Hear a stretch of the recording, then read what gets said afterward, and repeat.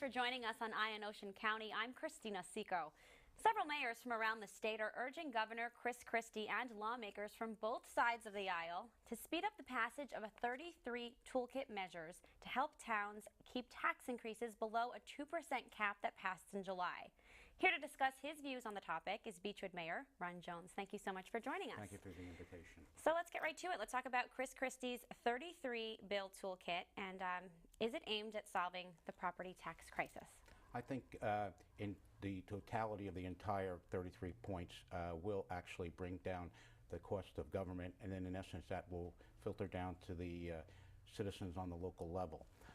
What Governor Christie has inherited is a process and abuses in government that began with Governor Cahill back around 1967 when they increased the sales tax from 3% to 5%, and then we followed with the income tax, and then it just kept steamrolling until we get to where we're at today. So unless someone takes the bull by the horn, and the governor is, I believe we'll continue to have abuses in government, and the cost will be borne upon by the public.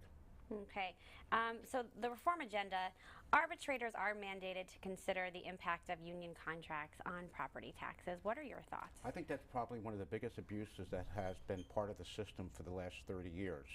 The arbitration system in New Jersey is totally unfair and puts the municipalities at a disadvantage.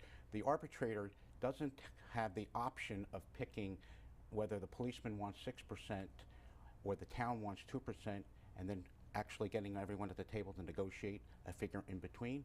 Under the current system, it's 2% or 6%. And normally it's the 6%, and the taxpayers usually end up losing. It's a big gap, 2% to 6%. And it is a big gap. And now, under the toolkit, the arbitrators will now have the option to weigh those factors and come up with what number they believe has the least impact on the municipality. And I think that's something that's good. And being a mayor of a small town mayor, what do you think the impact should be, and how do you think we can fix that? Well, I think what has happened over the last few years is contracts have been very lucrative. I mean, I'll give you an example of a police department in New Jersey, which happens to be in Ocean County. They have in their contract that all officers, patrolmen, sergeants, lieutenants, captains, and the chief have to have 10% between ranks, so that a 4%